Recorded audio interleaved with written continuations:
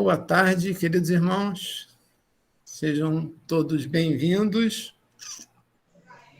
Livro de Atos dos Apóstolos. O próprio nome já diz, Atos.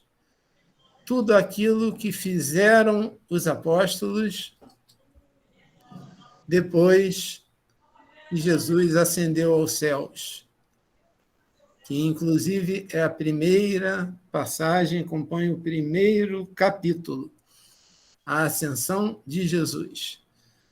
Mas antes vamos ouvir o prólogo, porque esse livro foi enviado, nas primeiras palavras, a gente vai ver, por Lucas a Teófilo. E quem foi Teófilo? Estão brigando desde lá da antiguidade e ainda não resolveram essa questão.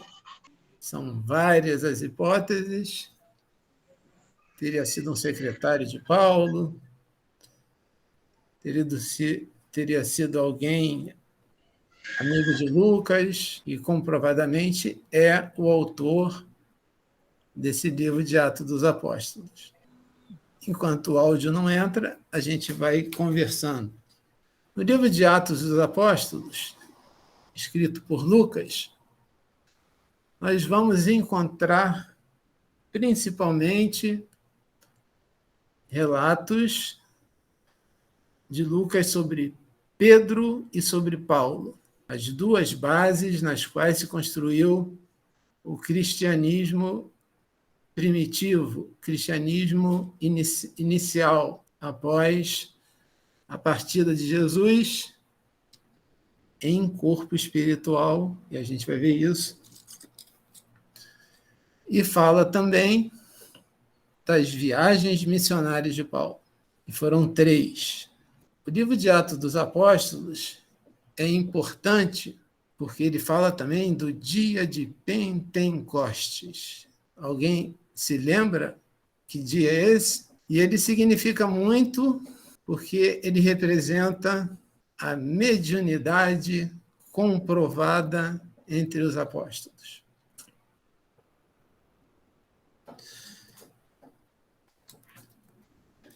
Então, como o áudio não saiu, vamos ler. Eis o primeiro relato, ó Teófilo, a respeito de todas as coisas. E Lucas, evangelista Lucas,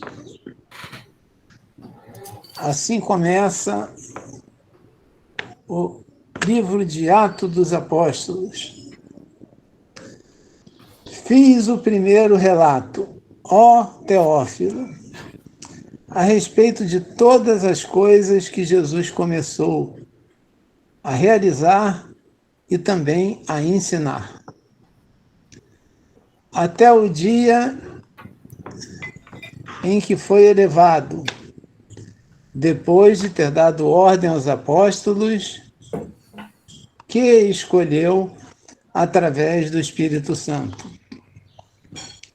aos quais também, depois de ter padecido, se apresentou vivo com muitas provas, tornando-se visível a eles durante 40 dias, e dizendo as coisas relativas ao reino de Deus. Dá uma paradinha, Tamar, por favor. Reunindo-se com eles. Viram que está escrito? Jesus tornando-se visível. E como é que um espírito se torna visível? É o que o Dr. Paulo César Frutuoso fala tanto. Materialização de espíritos, doação de ectoplasma. Todos os apóstolos eram médiuns. E quando Jesus estava na presença dos apóstolos, ele captava esse ectoplasma mais animal e se tornava visível, se tornava até palpável. Lembram-se que Tomé põe a mão na ferida e sente. Quem já assistiu uma sessão de materialização sabe que isso é verdade. E essa é a grande questão das pessoas que são cristãs ainda acreditarem na ressurreição. Porque não conhecem ectoplasma, não conhecem sobre materialização de espíritos, e acham que Jesus ressuscitou em corpo de carne. Vamos lá, Itamar, seguindo. Ordenou-lhes que não se afastassem de Jerusalém, mas aguardassem a promessa do Pai. Que ouvistes de mim? Porque não mergulhou na água, mas vós sereis mergulhados no Espírito Santo não muito depois desses dias. E qual é a diferença? Existiam naquela época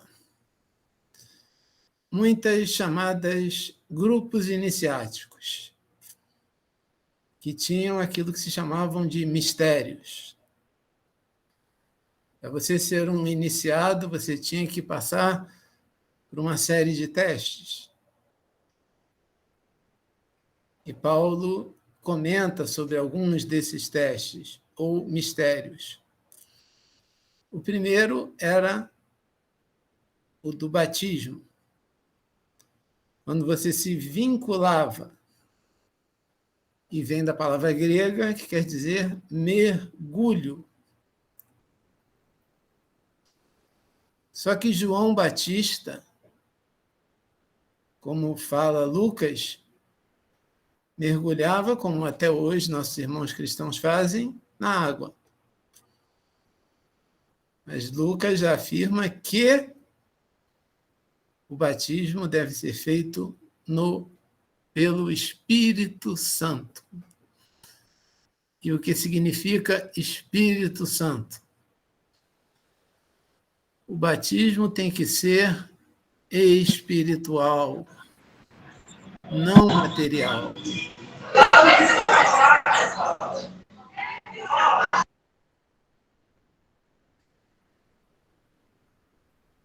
O batismo é um compromisso que o Espírito faz com ele mesmo e com a lei de Deus. Esse é o verdadeiro batismo. É o batismo no Espírito Santo. Alguém vai me ajudar a ler aí?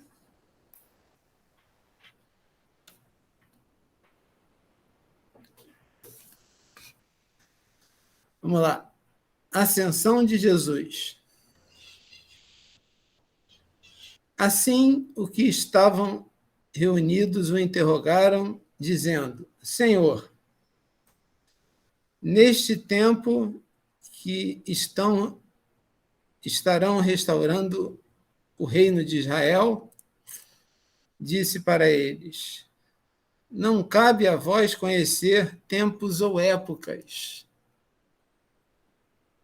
E até hoje, não cabe a nós conhecer tempos ou épocas.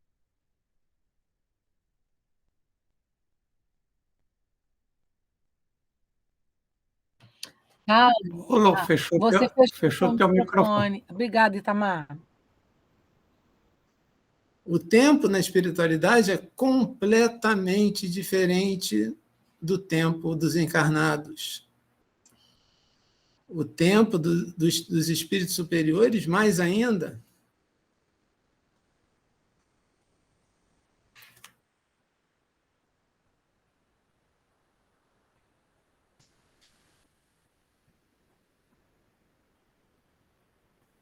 Não cabe a você conhecer tempos ou épocas que o Pai estabeleceu com sua própria autoridade, mas recebereis poder quando o Espírito Santo vier sobre vós, e sereis minhas testemunhas, tanto em Jerusalém como em toda a Judéia e Samaria, até os confins da terra. Ao dizer essas coisas, enquanto eles se olhavam, aí que acontece.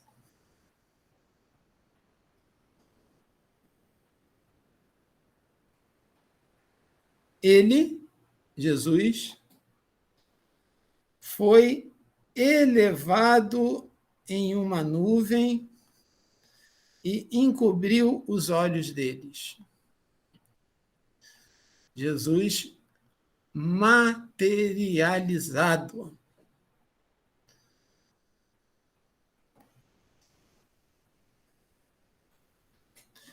E enquanto estavam fitando o céu... Oi? Alguém quer falar? Foi uma mensagem, Paulo, pode continuar. Ah, tá bom. Enquanto continuavam fitando o céu, eles viram o quê? Que Jesus partia, e eis que 2 varões vestidos de branco se apresentaram para eles. Naquela época se chamavam os homens de varões. De branco, perispírito puro.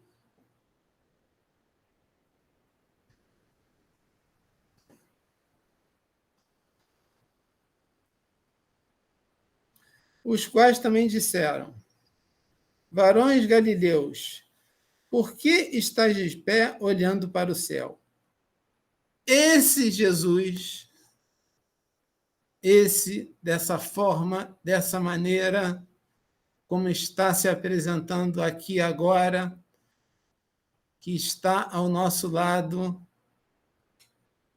esse Jesus quer dizer tudo isso.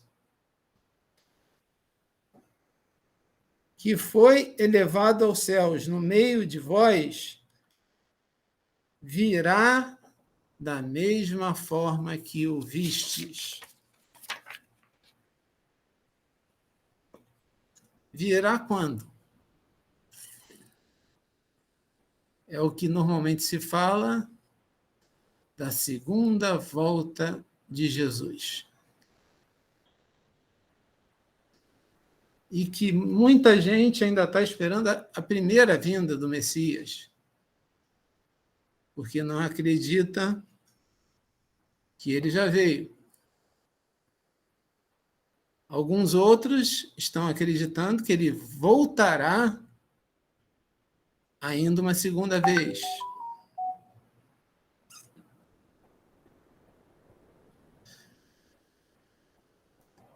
Em corpo de carne. E aqui, em Atos dos Apóstolos, fica claro que os espíritos varões dizem: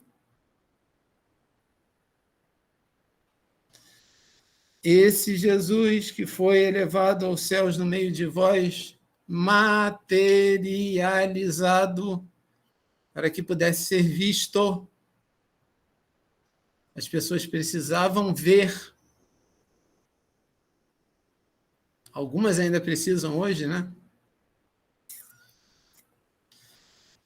Virá da mesma forma que o vistes. Em forma espiritual. Por isso é que ele disse, quando 2 ou mais estivessem reunidos, ele ali estaria. Em forma espiritual. Na realidade, Jesus nunca nos deixou.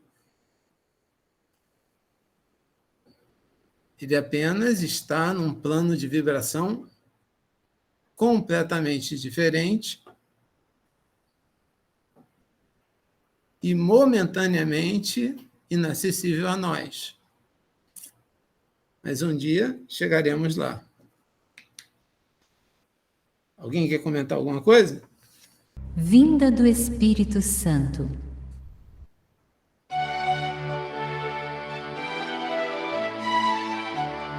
Na véspera daquele grande dia, os amigos do Senhor caminhavam pelas ruas de Jerusalém. A cidade estava movimentada, cheia de visitantes. Era a véspera da festa de Pentecostes e eles caminhavam sem serem notados.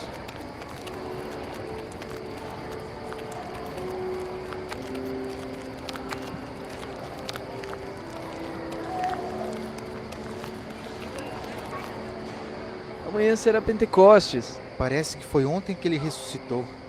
Pedro, por que ele pediu para ficarmos em Jerusalém até a festa de Pentecostes? O que é que vai acontecer? Para que se cumpra a promessa. Quando ele vai nos batizar no Espírito Santo. Vocês conhecem? Não sabemos de nada. Meu Deus, que homem mais estranho.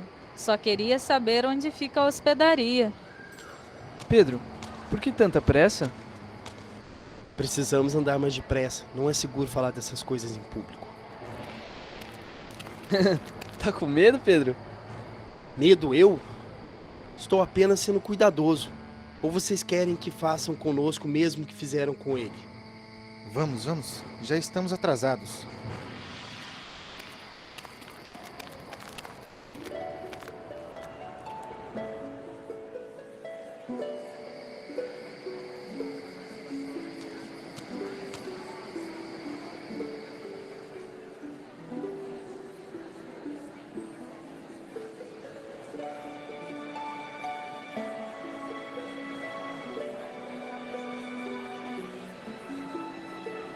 Eles estão demorando. Será que prenderam meu irmão? Os soldados nos acharam. Estamos perdidos. Quem é? Somos nós.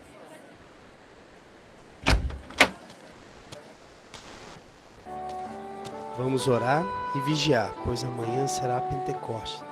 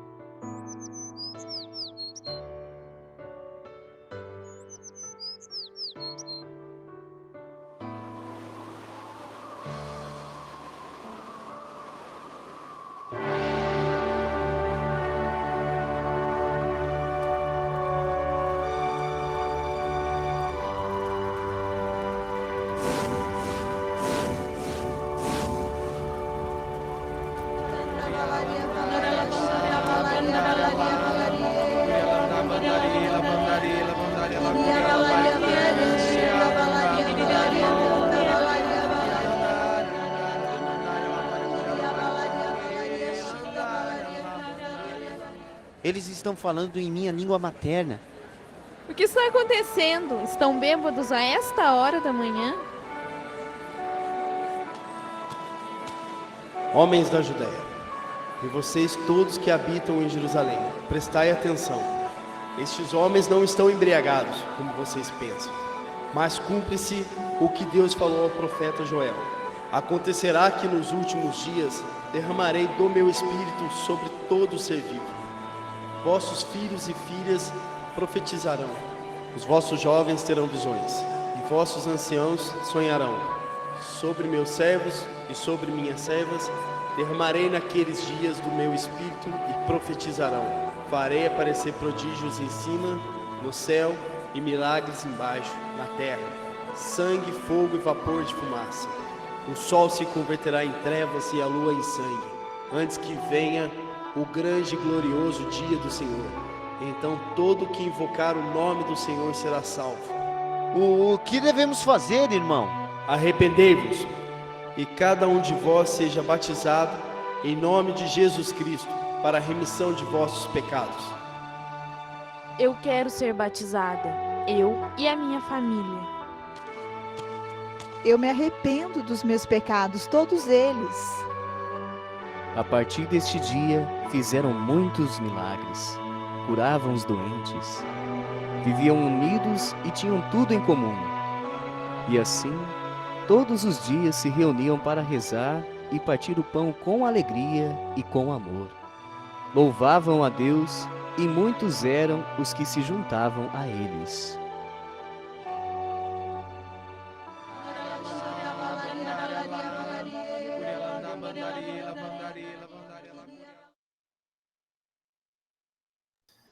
E o que aconteceu ali?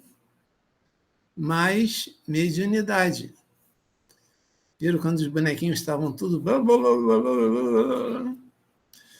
Cada um falava em uma língua.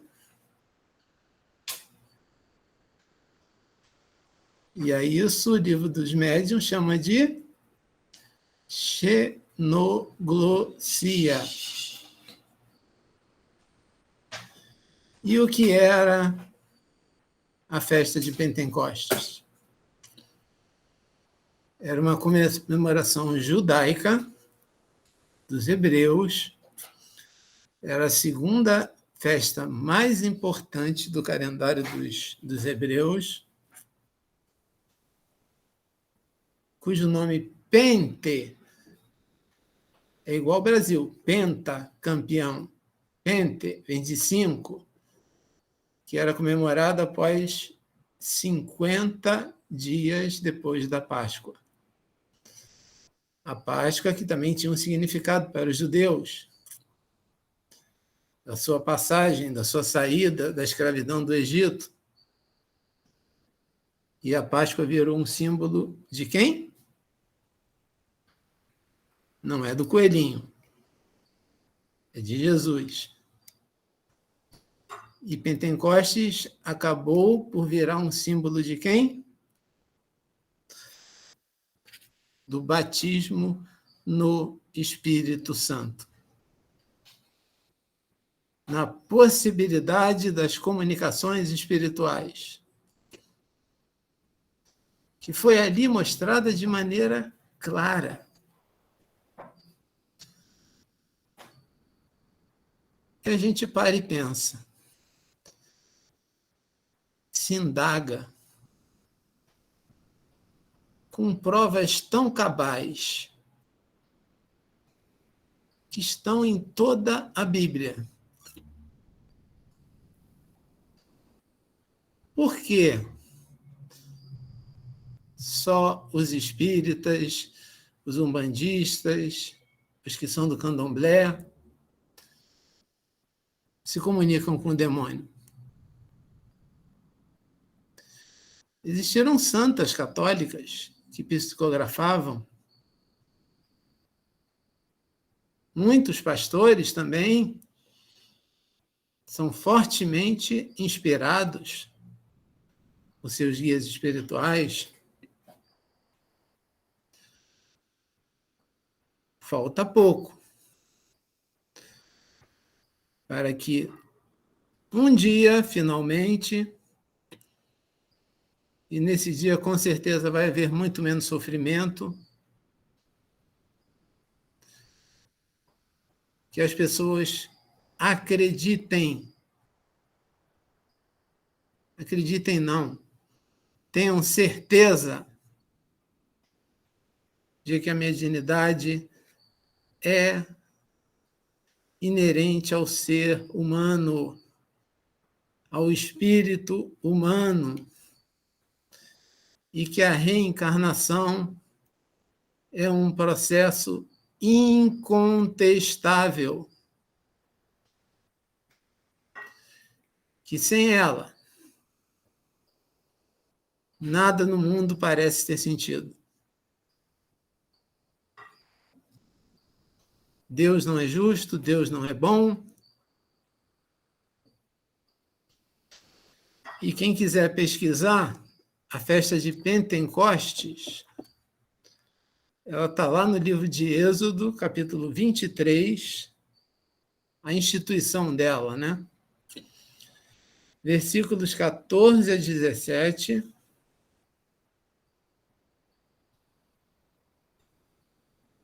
34, 18 a 23.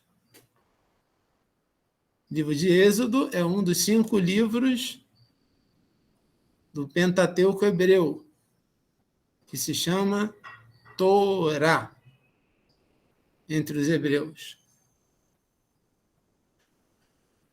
E o início dessa festa se dava, na ocasião, com a colheita da cevada, a colheita do trigo. Era e ainda é uma grande festa entre os hebreus.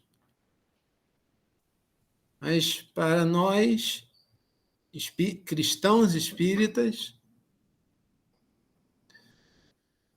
essa festa e esse fato passaram a significar o batismo e a aprovação, o consentimento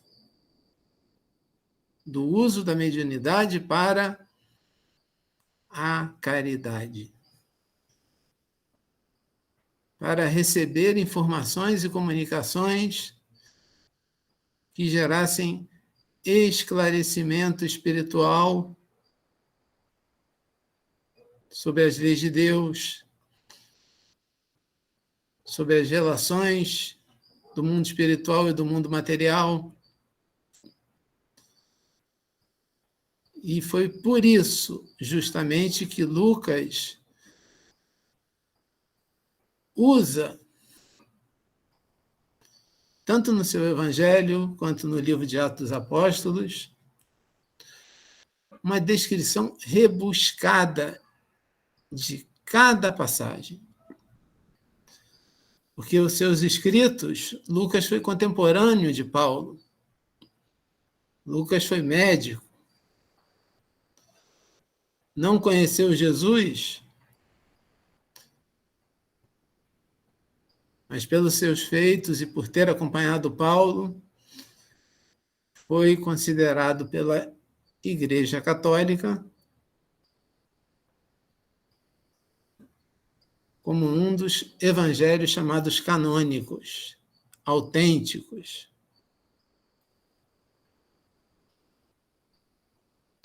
Junto com Marcos e Mateus, eles são chamados de evangelhos sinóticos. E o que quer dizer isso? Muitas passagens que estão em Mateus também estão em Lucas, também estão em Marcos. Sim, quer dizer, no grego, pôr ao lado de. Ótico é ver ao lado de. Então, nós conseguimos, colocando esses 3 evangelhos juntos, vermos muitas semelhanças.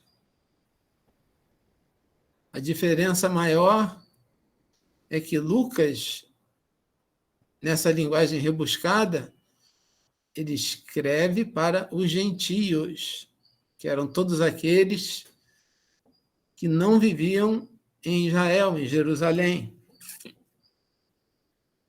E era para quem, principalmente, se dirigiu Paulo.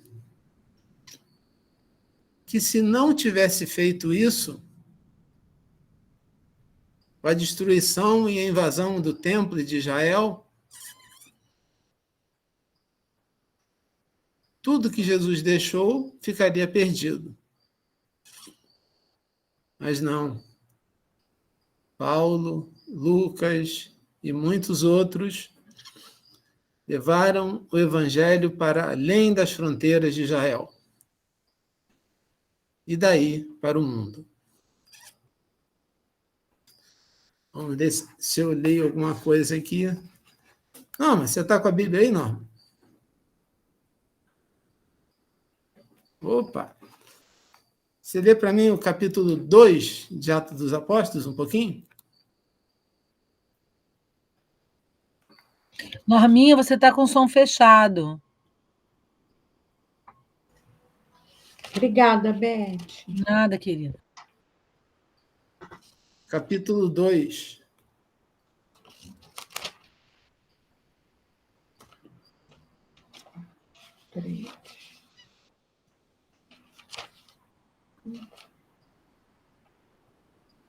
Qual é a descida do Espírito Santo, né, Paulinho? Que é Pentecostes. É a mesma coisa. Você quer que eu comece assim do iniciozinho? Ao cumprir-se o dia de Pentecoste, Isso. estavam todos reunidos no mesmo lugar. De repente, veio do céu um som, como de um vento impetuoso, e encheu toda a casa onde estavam assentados. E apareceram distribuídas entre eles línguas como de fogo, e pousou uma sobre cada uma deles.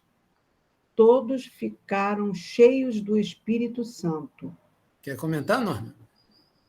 E passaram a falar em outras línguas, segundo o Espírito lhes concedia que falassem. É tudo que você já colocou anteriormente, não é, Paulinho?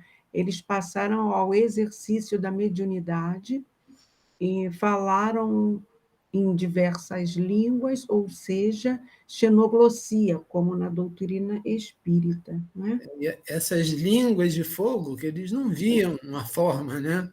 Uhum. Eles viam uma luz descendo sobre, que eram os espíritos que vinham provar da mediunidade. Vamos lá? Quer que continue? Vamos mais um pouquinho. O dom de línguas. Ora, estavam habitando em Jerusalém judeus, homens piedosos de todas as nações debaixo do céu.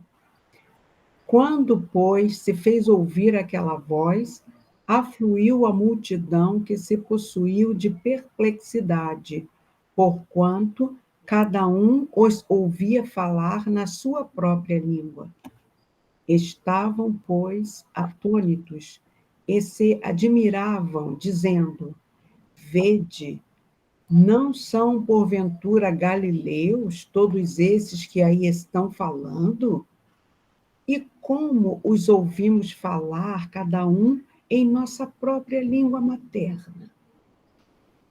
Partos, medos e elamitas, e os naturais da Mesopotâmia, Judéia, Capadócia, Ponto e Ásia, da Frígia e da Panfília, do Egito e das regiões da Líbia, nas imediações de Cirene, e romanos que aqui residem. Tanto judeus como prosélitos, cretenses e arábios, como os ouvimos falar em nossas próprias línguas, nas grandezas de Deus. Todos, atônitos e perplexos, interpelavam uns aos outros: que quer isto dizer? Outros, porém, zombando, diziam: estão embriagados. Estão cheios de moço, está todo mundo doidão, né? É verdade. Aí denigre logo. Aí, Norma, tem uma profecia no versículo 17. E acontecerá nos últimos dias, diz o Senhor, que derramarei do meu espírito sobre toda a carne, vossos filhos e vossas filhas profetizarão, vossos jovens terão visões e sonharão vossos velhos. E aí, a profecia da mediunidade. Por isso, o dia de Pentecostes virou para os espíritas o símbolo da mediunidade. No último encontro da Comerge, no Rio de Janeiro, o tema foi Mentes Interconectadas. E o tema principal foi justamente essa passagem que a Norma acabou de ler. Vamos ler devagarinho cada pedacinho? Quer que eu leia, Paulo, ou você vai ler? Pode ler. E acontecerá nos últimos dias, diz o Senhor. E o que significa últimos dias? Últimos dias do fim de um ciclo. Ciclo de mudança de quê? Planeta, né, de provas e expiações para regeneração. Exatamente. Vamos mais um pouquinho? Que derramarei do meu espírito sobre toda a carne. Vossos filhos e vossas filhas profetizarão. Vossos jovens terão visões e sonharão vossos velhos. Então, nós que somos velhinhos, estamos sonhando. Nossos filhos, espíritos extremamente evoluídos, muito mais do que nós, profetizarão. Profeta, naquela época, era quem via o futuro. E ver o futuro não é nenhuma ação mágica. Ver o futuro é uma questão de percepção. Vamos imaginar, quem conhece a Praia Vermelha, e uma pessoa está ali na beira da praia. Ela olha para o mar e nada a ver. Uma outra pessoa pega o bondinho, vai lá para cima do Pão de Açúcar,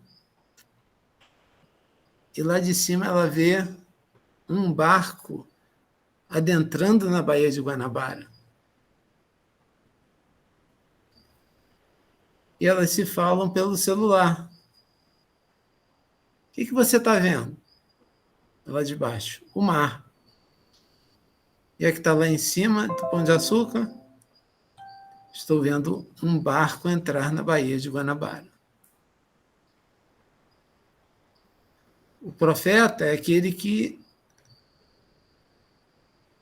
tem a sua percepção muito mais ampla, a sua sensibilidade muito mais aguçada. Ele enxerga além. Ele enxerga mais. E aqui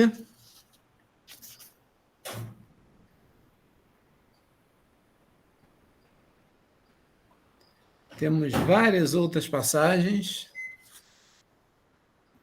O capítulo 3 vai até o versículo 40. O capítulo 1 ainda tinha a substituição de Judas. Tem um versículo aqui, é o 1,16.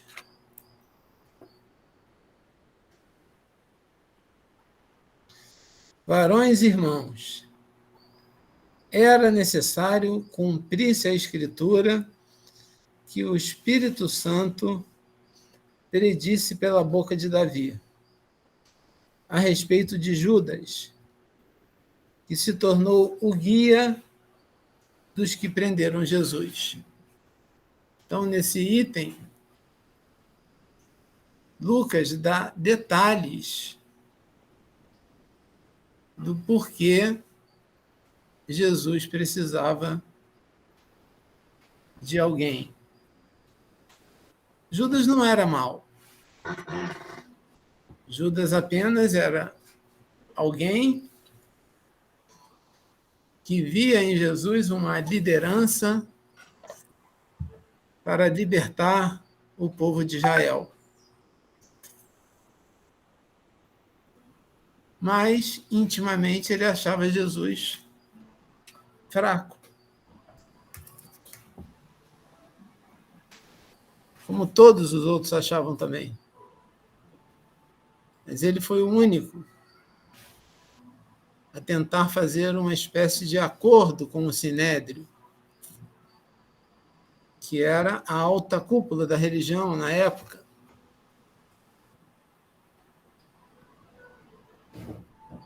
e por 30 moedas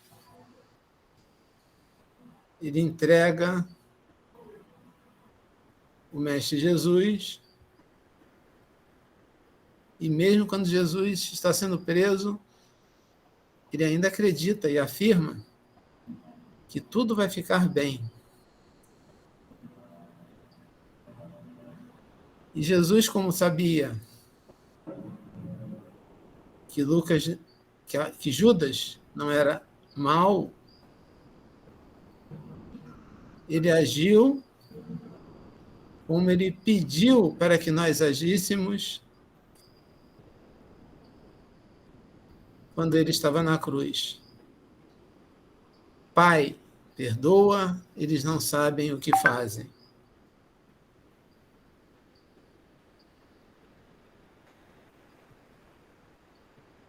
E Jesus foi buscar Lucas,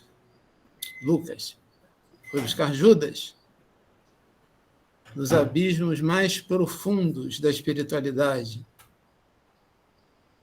E por que ele estava nos abismos mais profundos da espiritualidade? Porque ele foi dominado pela culpa.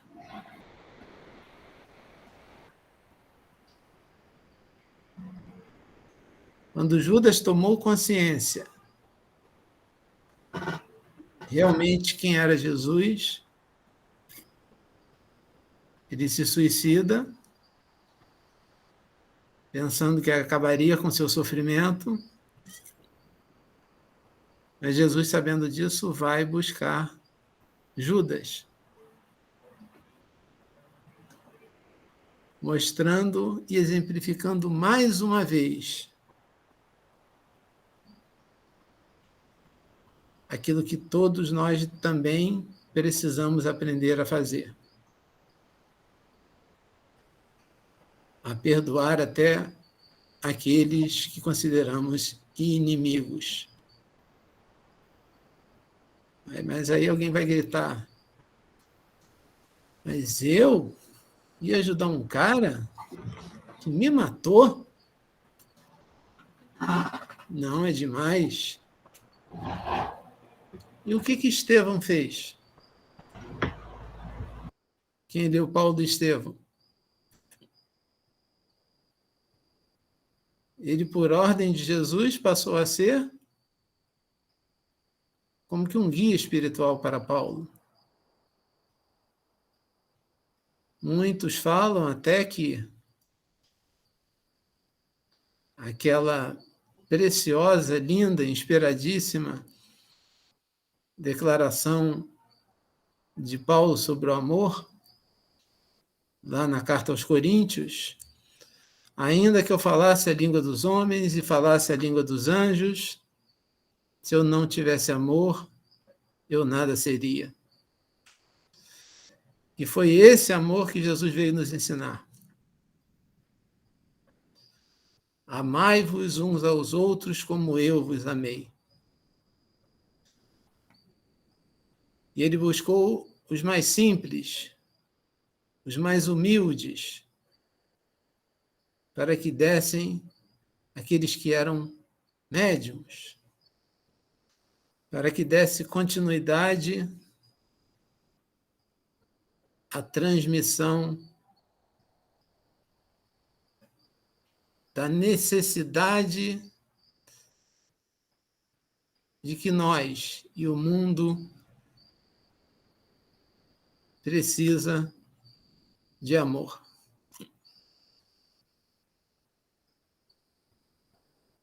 Das profundas carências que o espírito humano passa.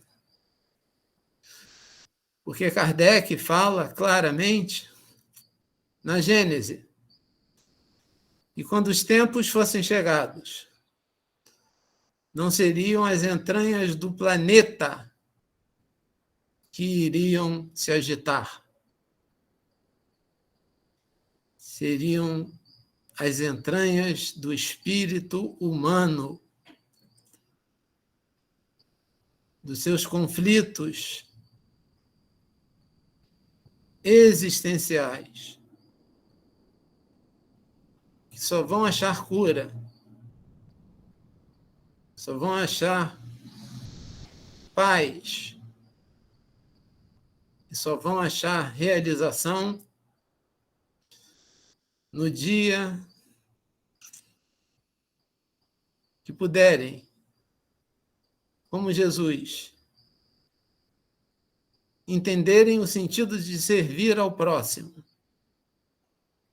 Porque quem não vive para servir, não serve para viver.